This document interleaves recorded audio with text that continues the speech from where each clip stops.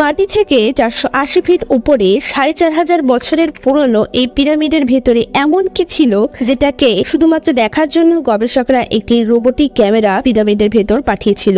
একটি জায়গাতে এসে রোবোটিক ক্যামেরাটি দাঁড়িয়ে যায়, কারণ তার সামনে একটি পাথরের স্ল্যাব ছিল। গবেষকরা মনে করেন এই স্ল্যাবের পিছনে এমন কিছু রহস্য লুকিয়ে আছে যেটা বিগত 4500 বছর ধরে চাপা পড়ে রয়েছে। এই কারণে তারা রোবটের সামনে একটি ড্রিল মেশিন লাগিয়ে দেয়, যা ওই পাথরের স্ল্যাবের উপর একটি গর্ত করে দেয় এবং এই গর্তের ভিতরে একটি ক্যামেরা ঢুকিয়ে দেয় এবং স্ল্যাবের বিপরীত অংশে এমন এক জায়গা দেখতে পাওয়া যায় যেটা বিগত 4500 বছর ধরে কেউ দেখতে পায়নি।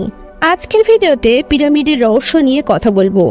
বন্ধুরা, ভিডিওটি শেষ পর্যন্ত দেখতে থাকুন, আর ভিডিওটি ভালো লেগে থাকলে অবশ্যই একটি লাইক করে দেবেন। মিশরে টোটাল 138টি পিরামিড রয়েছে, যেগুলো একের পর এক হাজারো ভূমিকম্প এবং বহু ভয়ানক ঝড়কে সহ্য করেছে।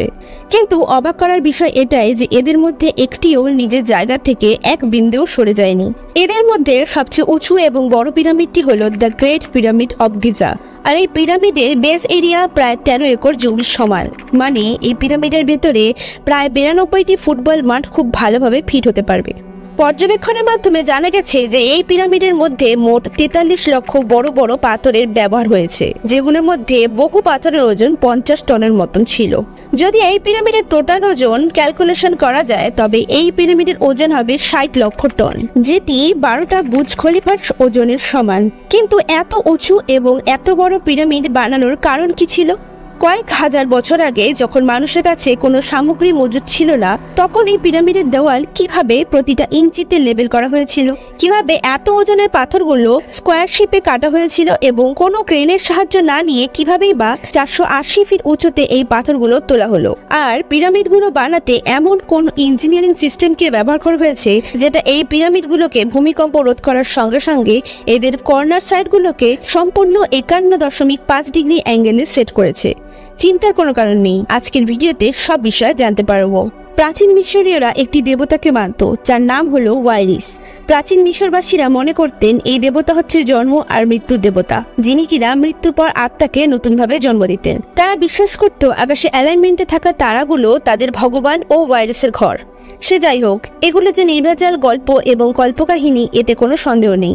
কিন্তু আকাশে তারার অ্যালাইনমেন্টে থাকা পিরামিডগুলো তৈরি করা কিভাবে সম্ভব?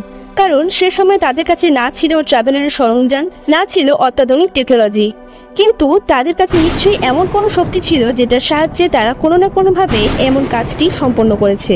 বিজ্ঞানীরা হিসাব নিকেশ মেলাতে না পেরে একটা ধারণা করে বলেছিল হতে পারে ভিন গ্রহের কোনো বুদ্ধিমান প্রাণীদের সাথে তারা যোগাযোগ করতে সক্ষম হয়েছিল। যাই হোক, এটা একটা ধারণা এবং পশ্চিমে অনেক বড় বড় বিজ্ঞানীরা এমন ধারণাকে সমর্থন দিয়েছিল। তারাও বিশ্বাস করেন যে এমনটি হয়ে থাকতে পারে যে তারা কোনো এলিয়েনের সাথে যোগাযোগ করে এই কাজটি সম্পন্ন করেছেন। আমরা তো কেবল পিরামিডের বাইরের পারফেক্ট জিওমেট্রি এবং জিওগ্রাফি জানতে পেরেছি, কিন্তু পিরামিডের রহস্য এখানেই শেষ হয়ে যায়নি। বিজ্ঞানীদের আরও যে সকল প্রশ্ন চিন্তা ফেলেছে, এগুলির মধ্যে একটি হলো কি কারণে পিরামিডগুলোকে তৈরি করা হয়েছিল? এটা কি মিশরীয়দের রাজাদের কবরস্থান? মিশরীয়দের ধারণা অনুযায়ী প্রাচীন মিশরে মৃত মানুষদের জ্বালানো প্রথা ছিল না। এখানে মৃত শরীরের উপর নানা রকম কেমিক্যাল দিয়ে ঢেকে মমি বানিয়ে রাখা হতো। এই মমি বানিয়ে রাখার জন্য মানুষের দেহ বহু বছর ধরে সুরক্ষিত থাকতো। আসলে প্রাচীন মিশরীয়রা এরকমটা করার কারণ হচ্ছে তারা মনে করত মৃত্যুর পরেও মানুষের জীবন চলতে থাকে। এ কারণে কবর দেওয়া মমির সঙ্গে খাওয়া দাওয়ার জন্য নানা রকম বস্তু, কাপড়, গয়না, বাসন, হাতিয়ার এবং পশু পর্যন্ত দিয়ে দিত। এগুলো সে সকল জিনিস যেগুলো একটি মানুষের জীবনযাত্রা চালানোর জন্য জরুরি। এমনটা মনে করা হয় যে মিশরে থাকা প্রত্যেকটি পিরামিড সেখানকার রাজাদের কবরস্থান। চলুন ধরে নেওয়া যাক মিশরের পিরামিডগুলো প্রাচীন মিশরের রাজাদের কবরস্থান। কিন্তু প্রশ্নটা এটা যে মিশরে যতগুলো পিরামিড রয়েছে সেগুলোর মধ্যে একটিতেও কেন কোনো রকম মমি উপস্থিত ছিল না? মমি তো ছাড়ুন, সেখানে অন্য কোনো রকম সামগ্রীও দেখতে পাওয়া যায়নি। এগুলো থেকে আর্কিওলজিস্টরা মনে করেন পিরামিডগুলো আসলে কোনো কবরস্থান নয়, বরং সেগুলো অন্য কোনো জিনিস। হয়তো এর সাথে যোগসূত্র রয়েছে অন্য গ্রহের প্রাণীর সাথে। তাহলে এবার চলুন জেনে নেওয়া যাক পিরামিড সম্পর্কে কিছু ইন্টারেস্টিং ফ্যাক্ট। সাধারণ ধারণা অনুযায়ী বলা হয়ে থাকে দ্য গ্রেট পিরামিডের নির্মাণ কাজ 20 বছরের মধ্যে কমপ্লিট করা হয়েছে। আর এত বড় বড় পাথর আর এত ওজনের পাথরগুলো কেটে কাঠ দিয়ে দড়ির মাধ্যমে টেনে আনা হতো। কিন্তু যদি পিরামিডের কাজ এরকম ভাবেই হয়ে থাকে, তবে তাদের কাছে এই কাজটি করতে মাত্র 2 মিনিট সময় থাকতো। পাথরগুলো আনা হতো প্রায় 50 মাইল দূর থেকে। এই জায়গাতেই বিজ্ঞানীদের একটু খটকা লাগে এবং হাজারো প্রশ্ন তাদের মাথায় আসে। কিভাবে 1.5 মিনিটের মধ্যে তারা এত বড় বড় এবং ভারী পাথরগুলোকে কেটে এবং সেই 50 মাইল দূর থেকে টেনে এনে তারা পিরামিডের ওপরে তুলতো?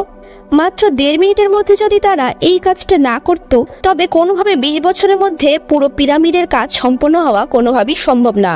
হয়তো কোনো রকম অ্যাডভান্স টেকনোলজির সাহায্যে তারা এই কাজটা করেছে, কিন্তু এটাও তো অসম্ভব।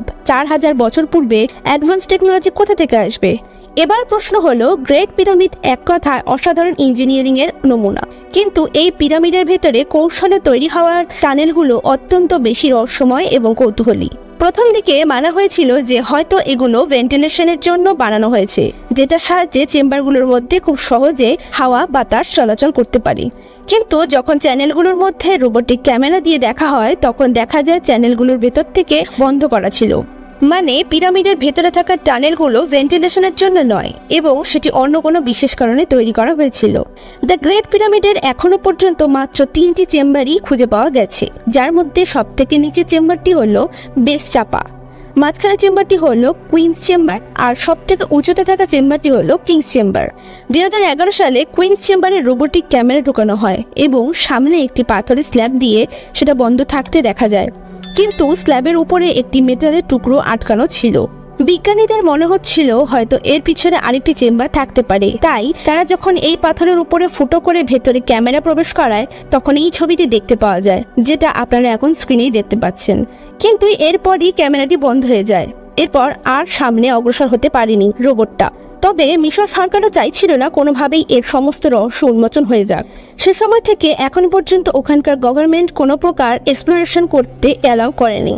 ওখানকার গভর্নমেন্ট মনে করে যে যদি পিরামিডের সকল রহস্য উন্মোচন হয়ে যায়, তবে সেখানে ট্যুরিস্টদের আসা বন্ধ হয়ে যাবে। কিন্তু এটা তো সত্যি, দ্য গ্রেট পিরামিড এখনো অনেক কিছুই রহস্য লুকিয়ে রেখেছে। আপনারা জেনে অবাক হবেন, পিরামিড মরুভূমি এলাকায় তৈরি। এখানে সবসময় প্রচন্ড গরম থাকে, কিন্তু তবুও পিরামিডের ভিতরে সবসময় তাপমাত্রা 20 ডিগ্রি সেলসিয়াসের মধ্যেই থাকতো। পিরামিড সম্পর্কে একটি মডার্ন থিওরি হলো পাওয়ার প্ল্যান্ট থিওরি।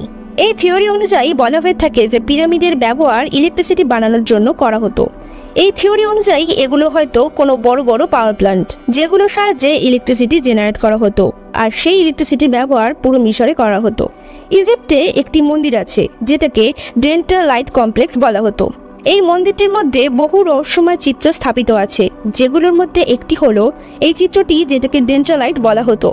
এই ছবিটা দেখলে বুঝতে পারবেন এটা অনেকটা আধুনিক লাইট বাল্বের মতন দেখতে। যদি এটা কোনো লাইট বাল্বের চিত্র হয়ে থাকে, তবে নিশ্চয়ই প্রাচীন ইজিপ্টে ইলেকট্রিসিটি মজুদ ছিল, যেগুলো থেকে বৈদ্যুতিক শক্তি হয়তো পিরামিডে আসতো। তাহলে কি সত্যি পিরামিডকে পাওয়ার জেনারেট করার জন্য তৈরি করা হয়েছিল? বন্ধুরা, আপনাদের উদ্দেশ্যে বলতে চাই, পিরামিড এমন এক রহস্যক্ষেত্র যা আধুনিক জ্ঞান বিজ্ঞান প্রযুক্তির এত উৎকর্ষতা দিয়েও সম্পূর্ণভাবে এর রহস্য গোড়া থেকে বের করে আনা যায়নি। এর বেশিরভাগ রহস্যই এখনো মানুষের কাছে অজানাই রয়ে গেছে।